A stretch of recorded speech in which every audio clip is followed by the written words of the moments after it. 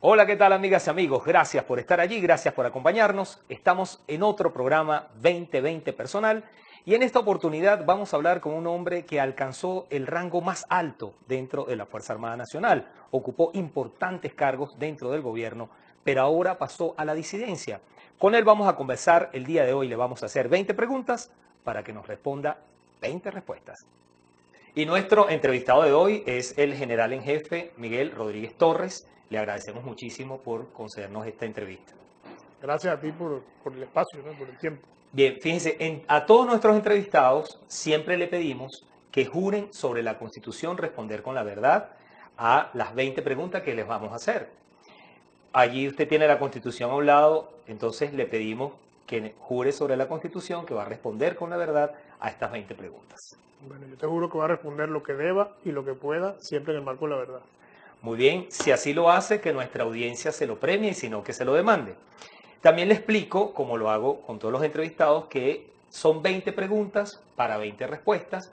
Yo no repregunto, usted tiene todo el tiempo que quiera para responder cada una de esas preguntas y responda lo que responda, yo no voy a preguntar sobre el mismo tema, sino pasaría a la siguiente pregunta. Entonces vamos a iniciar con esta primera pregunta. ¿Qué motivó su ruptura con el gobierno? Mi ruptura con el gobierno obedece a las diferencias marcadas en la concepción del proyecto país. Eh, acuérdate que hasta el 2014 yo fui un oficial activo de la Fuerza Armada y estaba sujeto a las leyes militares. No podía estar dando opiniones políticas ni involucrándome en actividades de carácter partidista ni político. Sin embargo, estaba inscrito en el alto mando político donde se discutían políticas de Estado. Ahí ya yo venía teniendo serias diferencias.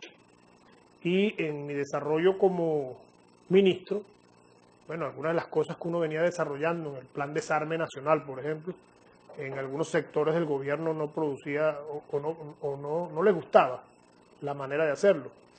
También habían elementos del gobierno conspirando contra mí porque sentían que estaba apareciendo mucho en los medios, que estaba teniendo mucho protagonismo, que estaba muy exitoso el tema de Patria Segura, que los cuadrantes estaban funcionando, que a la gente le llamaba eso la atención, y eso genera una envidia política, sobre todo en una clase política mediocre y donde se desprecia el conocimiento, ¿no?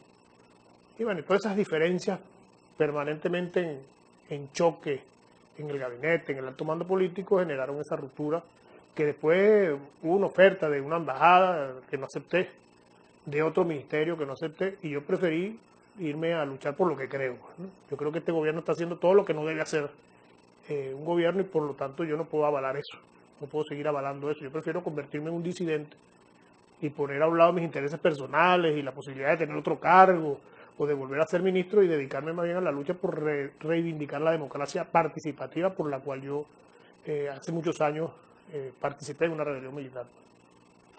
Iris Varela lo acusó de ser más peligroso que, abro comillas, la lacra de Óscar Pérez. ¿Usted cree que el piloto era una lacra y que usted es más peligroso que él? En primer lugar, ese lenguaje nunca me ha gustado a mí. Ese lenguaje ofensivo, ese lenguaje donde al adversario lo vemos como un enemigo que hay que exterminarlo.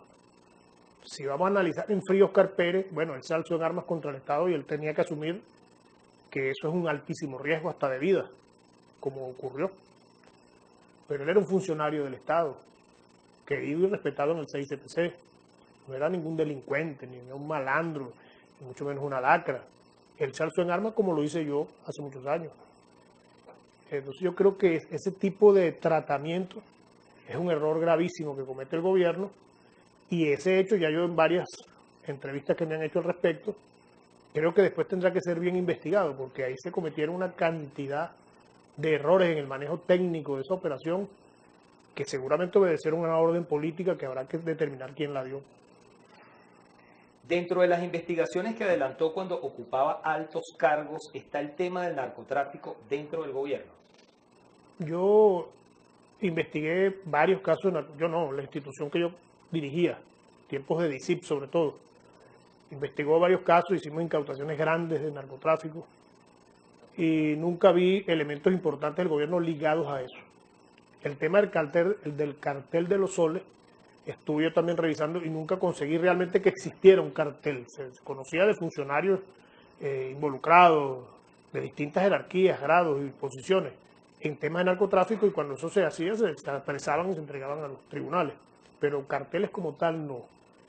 Lo que pasa es que cuando a mí me correspondió convertir la DICIP en SEBIN, que fue creo uno de los logros más importantes que hice yo en mi carrera profesional, cuando hice eso, al SEBIN yo le quité todas las competencias. Y eso conversado con todos los altos comisarios de mucha experiencia en ese servicio, le quitamos todas las competencias de narcotráfico al SEBIN, porque el SEBIN es un órgano de inteligencia estratégica y contaminarlo con ese tema del narcotráfico para mí era incorrecto, y por eso le quitamos esas competencias, y bueno, eso quedaba en la ONA, Guardia Nacional y en todo caso el CICPC. Tengo entendido que usted cocina muy bien. ¿Cuál es el mejor plato que le queda? Pues hay varios, pero por ejemplo el lomo de cerdo me queda muy bueno, con pasta hecha en distintas salsas de la pasta. Me gusta mucho la comida italiana, muchísimo. Tengo familia en Italia que visito por lo menos una vez al año y allá aprendo, ¿no? Pero entre los platos que creo que me quedan mejor es el lomo de cerdo, quizás el lomo de res hecho en pimienta. O sea, hay varios platos que me dedico y me salen bastante bien. Últimamente me estoy dedicando a aprender a hacer pan, porque es hasta divertido hacer pan. Lo que pasa es que a veces no se consigue la harina, pero cuando consigo me pongo con mi hija. Yo tengo una hija que es chef, entonces ella es una de mis principales maestros en esto. Cada vez que hace algo nuevo me lo muestra, me enseña, me explica, y bueno, en eso estamos. Lo destituyeron por hacer frente a los llamados colectivos. Ellos resultaron ser más poderosos que un ministro. Yo no estoy seguro que esa haya sido la causa. Quizás fue una causa rebuscada, y eso es interesante que me lo hayas preguntado, porque ese es otro tema que queda pendiente de una investigación posterior. Cuando mataron a ese señor Oderman, yo me entero pues que lo matan, yo estaba en cuenta de que había un encuentro en el centro de Caracas, me entero por la noticia, pues, y después me informa el director del CICPC. Pero fíjate lo siguiente, ese señor sale como a las 9 de la mañana señalándome con nombre y apellido que yo era responsable si a él lo mataban. Yo no sé ni qué estaba haciendo ese señor ahí. ¿Qué medios cubrieron eso? Interesante verlo. Pero eso Televen. ¿Quién tiene relaciones con Televen? Después que ocurre el hecho y lo matan, aparece también Televen y en primera plana otro periódico diciendo, prácticamente asumiendo que yo era el responsable de la muerte de ese caballero. Ahí hay un plan para generar la excusa necesaria de destituirme, como lo hubo el 12 de febrero del año 2013, del 2014, cuando el tema de la marcha aquella famosa en el centro. Entonces siempre se crearon algunas de esas conspiraciones que te mencionaba, gente que se organizó para tratar de generar la excusa necesaria para sacarme del cargo. Y como yo de verdad no estoy amarrado a cargo ni nací para ser ministro, y yo me siento una persona realizada como persona, bueno, si esa era la decisión, que me saquen, pues, ¿no? Y así ocurrió. ¿Considera que los Estados Unidos sí tienen intención de intervenir militarmente en el país? No. Eso es puro cuento. Y es importante que me lo pregunte, porque los venezolanos están sometidos desde hace mucho tiempo a una estrategia del miedo. Los venezolanos viven con miedo, que si no voto, me botan del trabajo. Si voto, tengo que votar es por Maduro, porque si no se dan cuenta y me quitan el clap. Si no hago tal cosa y no voy a la marcha, me quitan un beneficio. Si no, no me dan el bono. Es una sociedad que está sometida por el miedo. Si voy a votar, entonces salen los colectivos armados a amedrentar a la gente si están votando en contra. En fin, hay que romper el miedo. Y el gobierno, que es experto, sembrando el miedo hasta el pánico en la sociedad, con este tema de la fulana invasión, que no va a ocurrir, están tratando de meterle más miedo a la sociedad, y eso lo que hace es inmovilizar a la sociedad y tratar del chavismo que les queda, que no es chavismo, el madurismo que queda vivo, tratar de aglutinarlo sobre el liderazgo del presidente para el proceso electoral o para el proceso político que venga, pues, ¿no? Entonces, eso de la invasión, en mi criterio, es cuento. O sea, no creo que ahorita los Estados Unidos estén en disposición de tirarse una aventura como esa, y Colombia menos. Yo creo que, decía Napoleón, que cuando el enemigo va caminando hacia el desfiladero, ni le hable, déjalo quieto. Este es un gobierno que no es sustentable, no es sostenible. No hay posibilidades de que lo que está ocurriendo se sostenga mucho tiempo más. Entonces, no creo que los Estados Unidos sean tan brutos como para venir a hacer una invasión militar a un gobierno que se cae solo. Pregunta número 7. Dentro de los bienes con los que cuenta, ¿no hay un bolívar proveniente de algún acto ilegal? No. Yo tuve mi profesión durante 34 años. Durante todos esos años siempre estuve también ligado al tema agropecuario, sobre todo pecuario con mi familia, cría de ganado, venta, compra. Y yo no soy un hombre de fortuna tampoco, yo tengo lo que gano con mi trabajo.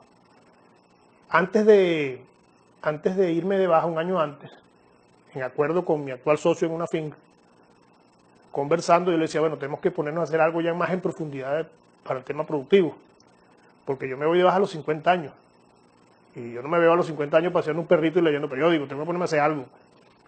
Y fue cuando decidimos ir a la banca, buscamos un crédito, compramos una finca, todavía estamos pagando, y ahí empezamos a trabajar y a producir, y créeme que bastante que trabajo yo en esa área, primero porque me gusta, me apasiona y siento que estoy sirviéndole al país y al pueblo con lo poco que uno o mucho que uno pueda producir. Y es muy agradable, es muy satisfactorio, pues, cuando tú sabes que sembraste una semilla y viste una matica y produjiste algo, o que viste nacer un becerro y lo viste a los 3 años, un toro de 400 kilos. O sea, todo ese proceso productivo llena mucho el alma del ser humano. ¿Desde cuándo uno habla con el general Raúl Isaías Barbero? Tengo muchos años, desde antes de que estuviese preso. Yo con él tuve serias diferencias en el principio del gobierno del comandante Chávez, después hubo un proceso de reconciliación que indujo el mismo comandante Chávez, pero ya después de su salida del ministerio y de su apresamiento, más nunca tuve conversación con él. ¿Cree que el gobierno lo inhabilitó porque usted en realidad podría derrotar electoralmente a Maduro? Eso habría que preguntárselo a él, porque no tiene sentido que a mí me inhabiliten por no presentar, según el artículo que aparece en el documento, no presentar la declaración jurada de patrimonio cuando nada más te metes en el internet de la Contraloría y está mi declaración ahí y está la recepción por la Contraloría y está todo claro, pues, ¿no? Entonces, creo que eso es una acción política. Me imagino que alguna intención de evitar que uno participe en un proceso electoral, ni siquiera puede ser como candidato o apoyando a algún candidato político.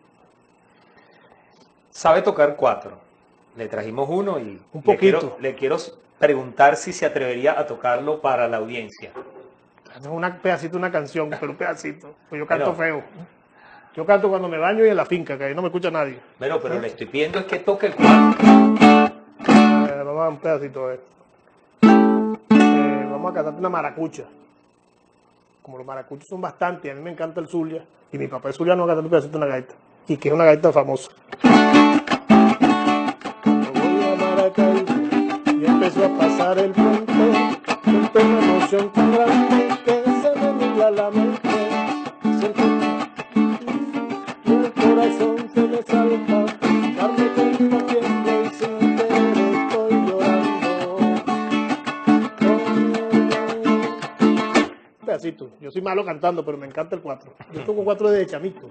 Hace que uno pierde la habilidad porque quizás no lo hace todos los días, pero en otros tiempos tocaba un poquito mejor. Muy bien, vamos a la pregunta número 11. ¿A su juicio se ha ocultado información sobre la verdadera nacionalidad del presidente Nicolás Maduro? No, yo creo que no. Eso es más show que otra cosa. El responsable de la muerte de su hija de 18 años en un accidente prácticamente fue absuelto porque usted intercedió. ¿Qué lo motivó a hacer eso?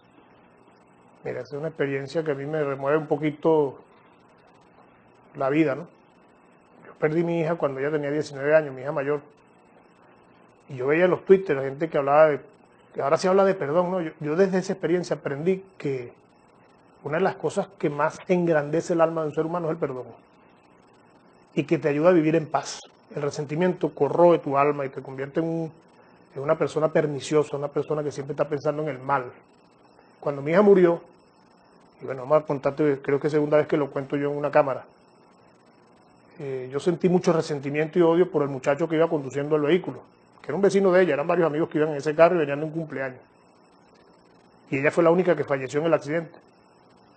Ella falleció 3 meses después, pues ella estuvo convaleciente y en terapia intensiva 3 meses. Y yo hice todo lo que podía hacer para que ese muchacho fuera preso. Y hablé con todo el mundo. Para poder ir al juicio, que había que hacer un juicio, yo tenía que ordenar la exhumación del cadáver de mi hija. Porque yo no le hice autopsia al momento de su muerte, porque yo no estaba en condiciones no quería que se le hiciera. Pero era un paso legal necesario. Se coordinó todo para hacer la exhumación y ese día, bueno, previo a eso, yo tenía cierta confrontación conmigo mismo, porque yo siento que, en mi condición cristiana, pues, yo soy un hombre hombre de fe, yo decía, bueno, yo no creo que este muchacho haya hecho esto con la intención de que se matara Carolina. Pero otra parte de mí me decía, pero tiene que haber justicia, ¿no? Entonces yo me fui a conversar de la mano de un amigo, a conversar con un sacerdote, un viejito muy sabio, y duré varias horas y varias jornadas de conversación con él sobre el perdón. Y a la final me regaló él un librito que se llama Del resentimiento al perdón, que ese librito marcó mi vida. Solo leí yo como 3 veces, un librito corto. Pero te explica muy bien y te da experiencia sobre el resentimiento y el perdón como un acto racional, es una decisión personal. Y yo asumí la decisión de perdonar. Y el día de la exhumación pedí disculpas a los jueces y a todos los que tienen que participar en eso. Y dejé eso así. Eso sí, y de verdad yo veo a ese muchacho y yo no siento ningún tipo de resentimiento porque yo tomé la decisión de perdonar. Y a partir de ello aprendí el valor del perdón. Cuando le hablo a esta sociedad, que muchos dicen que tú tienes que pagar, bueno, cada quien puede pensar lo que dice el Twitter, lo que le parezca, ¿no?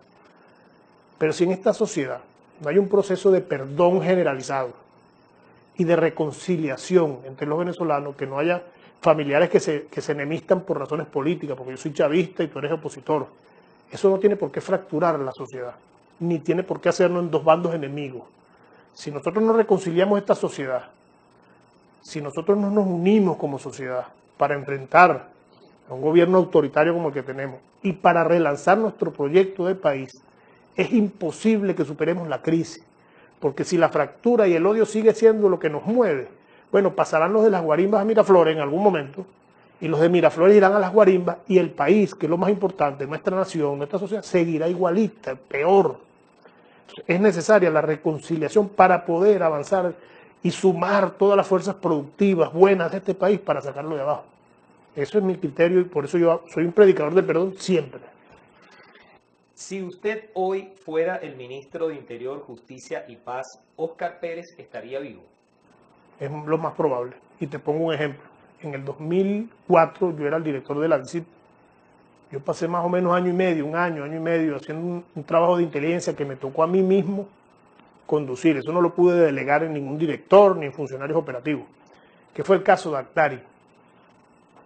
En ese caso, después de año y tanto tiempo de inteligencia, de búsqueda, de procesamiento de información en Colombia, en Venezuela, se logra la captura de 150 colombianos en nuestro territorio con uniformes militares que venían a generar violencia. Después se supo todo, en el juicio ellos hablaron todo. Y había venezolanos involucrados en eso. Y nosotros hicimos todas esas capturas sin hacer un disparo. Y fueron presos, se les respetó su debido proceso, se enjuiciaron. Y después el presidente, en una medida de magnanimidad política, los mandó a su tierra.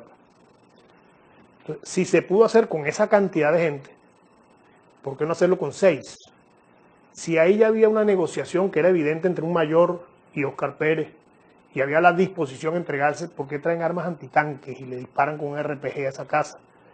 ¿Por qué después entonces aparece una confrontación y todos aparecen muertos con tiros en la cabeza? Yo creo que ese fue un error. Y alguien en algún momento tendrá que responder por eso. Nosotros le pedimos a la audiencia, como ya usted lo vio en nuestra cuenta personal de Twitter, que haga preguntas para nuestro entrevistado y después seleccionamos una. Ya habló usted de este tema, pero respetando a esta persona que escribió, bueno, tengo que hacer esta pregunta. Rafael Ávila, @AvílaRaf. ¿El cartel de los soles es una leyenda urbana o de verdad existe? No, yo te lo decía hace rato, yo creo que eso es más leyenda que otra cosa. Hay funcionarios que han estado involucrados en narcotráfico, sin duda. En frontera, en la ciudad, en todas partes, el narcotráfico es el peor enemigo de la sociedad actual mundial. Porque lo que toca lo corroe. Es un enemigo que hay que vencer. Y hay que sumar todas las fuerzas en el mundo que estén dispuestas a luchar contra eso. Pero aquí se hizo mucha leyenda con eso, ¿no? Como militar que conoce la Fuerza Armada Nacional Bolivariana, ¿cree posible que haya ambiente de golpe de Estado? Yo no sé si llamar golpe de Estado o haya el ambiente o no haya el ambiente. Vamos a hablar de las condiciones objetivas y subjetivas para un proceso de insurrección. Yo participé en la rebelión del 4 de febrero. Las condiciones objetivas de hoy son 100 veces superiores a las del 4 de febrero. Y los oficiales de la Fuerza Armada y las tropas en la Fuerza Armada, la familia militar, está pasando las mismas penurias que estamos pasando todos en la calle. el transporte no sirve, la comida que no se consigue, cuando la consigue vale una fortuna, las medicinas hay que mandarlas a buscar a Cúcuta, los que pueden, los que no se mueren sin medicina, el AMPA desatada, se volvió a disparar el secuestro, la producción del campo es casi imposible, PDVSA cayendo, la hiperinflación, no hay efectivo, en fin, este es un país que se está cayendo a pedazos por sector y por pedazos, y de paso moralmente achatado, desmovilizado, desmoralizado, sin esperanza a mucha gente, que eso es lo que hay que rescatar. Entonces, en esas condiciones, y con un paquete neoliberal, porque eso es lo que han aplicado aquí, libertad de precios a todo, dolarización de todo, menos de los sueldos. Entonces, ahí cualquier cosa puede pasar. ¿Qué pasará? No sabemos, porque yo no soy pitonizo, ni me involucro ahorita con gente en la Fuerza Armada, porque el gobierno tiene sobre mí una permanente vigilancia, ¿no? Entonces yo, para evitarle problemas a cualquier oficial, ni lo saludo. Pero sin duda alguna las condiciones de hoy son muy superiores a las condiciones del 4 de febrero. Usted ha admitido que ha habido trampas en los procesos electorales, pero en muchos de esos procesos usted era gobierno. ¿Se siente cómplice? No, mira, yo cuando empiezan para mí las trampas aquí en Venezuela, el PSV siempre se ha hecho trampa entre ellos. Yo me acuerdo inclusive, pero como eran trampas entre ellos, yo en eso no me metía porque es un problema. La seguridad del Estado está por encima de esas cosas, no era mi problema. Pero yo detecté trampas en las elecciones internas del PSV, que agarraba una máquina y dice, no, ese candidato no me gusta y vota por esto, y ponía a una persona a votar, pero como ellos controlaban la máquina y la mesa y no las elecciones de ellos, eso era evidente. Hasta con un hermano mío lo aplicaron en Apure. Y lo hacía Elías Agua, por cierto, con todo su combo. Entonces, esas trampas entre ellos las conocí, pero no eran de mi interés. Ese era un interés del partido, y ellos sabían lo que estaban haciendo. Pero cuando Smartmatic se da del país, ahí empieza el sesgo, empieza esa aureola de duda sobre el sistema electoral. Y eso, fíjate que aquí tienen una gran capacidad mediática, el gobierno controla casi todos los medios, y ellos dicen que le hacen guerra mediática, no sé con qué. Y lograron invisibilizar ese tema de Smartmatic. Smartmatic se fue, ya yo no era ni ministro ni nada. Cuando Smartmatic se va, aquí se cayó rapidito, en 2 días esa noticia se ocultó. Y no solamente es que se va y desde el Reino Unido hace una declaración donde señala que hubo una trampa de 1 millón de votos. Si ellos dicen que fue 1 millón, eso debe haber sido de 3. Ahí comienza lo más grave sobre el sistema electoral venezolano. Porque ¿quién es esa empresa que llegó nueva? ¿Y cómo llegó tan rápido y tenía todo el software hecho? Eso lo venían preparando ya hace tiempo. Yo estoy seguro, y esto es una especulación, una presunción, yo estoy seguro, de la cual estoy seguro, que esa salida de Smartmatic fue una salida negociada con el gobierno. Ellos no quisieron prestarse a alguna cosa. El gobierno le diría, tienes que irte, y ellos dijeron, pero tienes que darme una excusa para irme, porque soy una empresa que tengo compromiso en otros países, y yo tengo que decir algo que me haga mantener mi credibilidad como empresa. Y por eso se da esa salida tan extraña, tan repentina, y que fue tapada tan rápido. Ahí comienza el desastre de nuestro sistema electoral y que nos pone ahorita en una condición de dudar si votar o no votar. ¿Qué piensa de Diosdado Cabello y Tarek El Aizami? De Diosdado, yo conozco a Diosdado desde que éramos cadetes. Yo era un alférez en 4º año y él era un cadete de 1er año. Y le tengo mucho aprecio a él y a su familia, a sus hijos. Siempre se lo he tenido. No sé si de allá para acá sigue siendo recíproco. Yo siempre lo sigo teniendo. Repito, yo no odio a nadie. Y yo no marco diferencias porque tengamos pensamientos distintos. Ni dejo de querer a alguien porque piense distinto a mí. En el caso de Tarek, yo creo que es nefasto para este país. Y por eso es que hay que ganar unas elecciones o ir a un proceso político que permita un cambio de gobierno. Pregunta número 18. La periodista Nairobi Pinto fue secuestrada en 2014 y luego de su liberación fue sacada del país sin que hasta ahora haya podido volver. ¿No tiene nada que aclarar sobre ese caso? No, la salida de ella fue decisión de ella. No fue una decisión del gobierno, ni fue que yo le dije que se fuera. Ella la liberan, nosotros rescatamos a la muchacha, la trajimos a Caracas, la presentamos a los medios, el 6CPC continúa su investigación, no sé a qué habrá llegado después de que yo salí, pero ella sale por decisión de ella. Pregunta número 19, ya casi estamos por terminar. ¿Se ha reunido con factores de oposición para unificar fuerzas y buscar salidas a la crisis?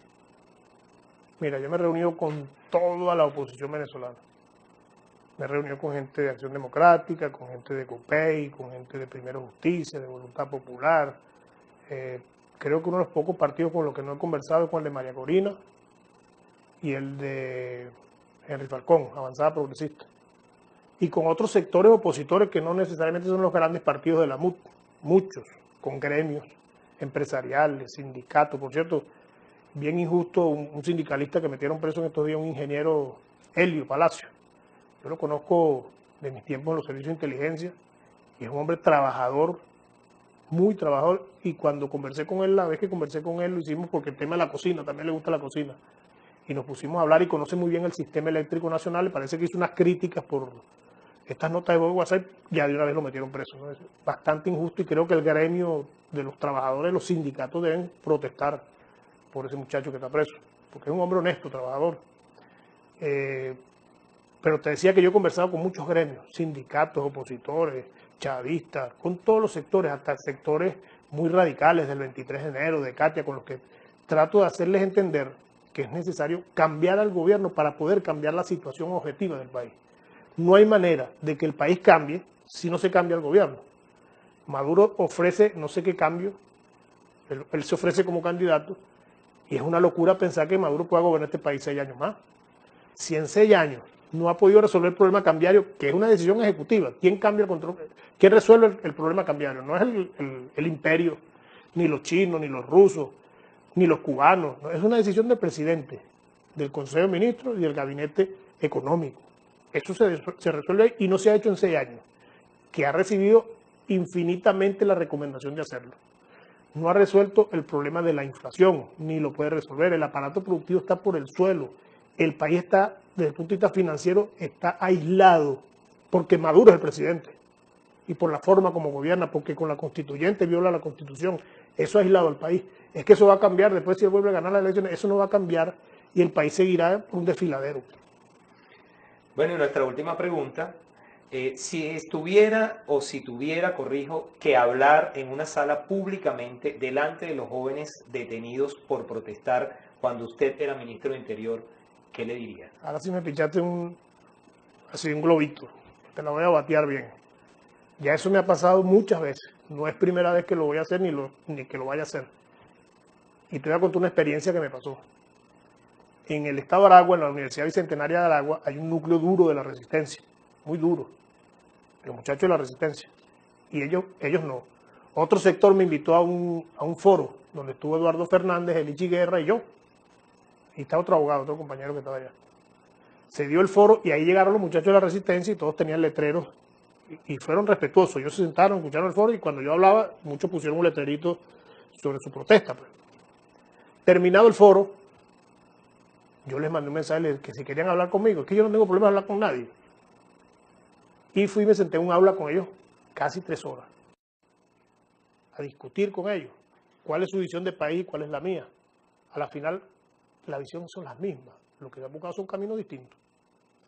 Y debatiendo, bueno, al final, muchos de esos muchachos, yo les decía miren, ustedes cuando salen como juventud a inmolarse en la calle, le hacen un gran favor al gobierno.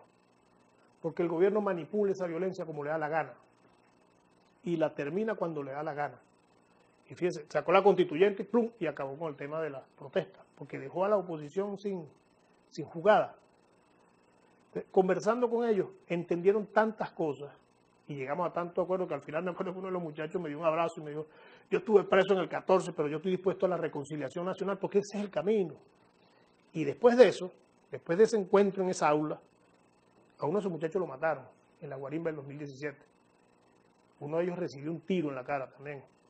Pero esos muchachos, aún después de haber vivido esas experiencias, hoy están militando en el movimiento que yo conduzco, que tiene, aquí está te voy a regalar este librito que es un resumen de nuestra propuesta. Está bastante resumido, pero ahí tienes el plano espiritual, político, económico, social y el plano ambiental.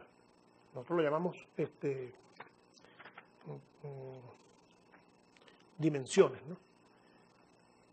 Esos muchachos, hoy, siendo de la resistencia, y salen conmigo por ahí en actividad y andan con su franela de libertadores, pues se sienten orgullosos de lo que hicieron, pero andan en una actividad que lo que busca es la reconciliación nacional. Entonces yo no le tengo miedo al debate con nadie.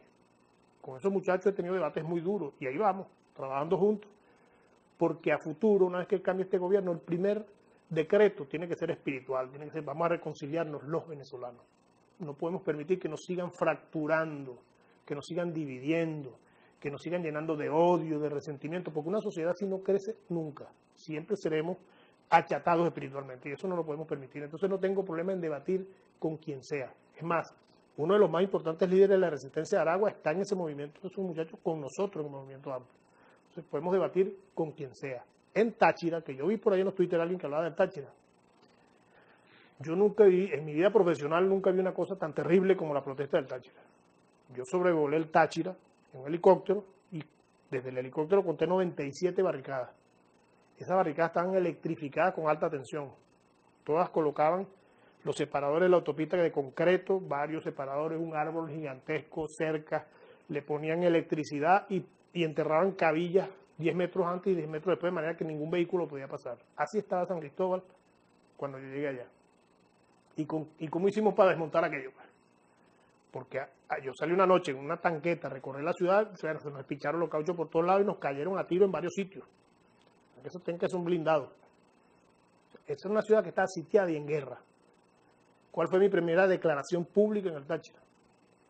Si yo fuera tachirense, estuviese sin duda alguna tan molesto como están ustedes aquí. Esa fue mi primera declaración. Yo justifiqué lo que estaban haciendo porque era razonable la protesta, no la forma de hacerla. Porque no había comida, no había medicina, 2 días para tú llenar tu tanque de gasolina.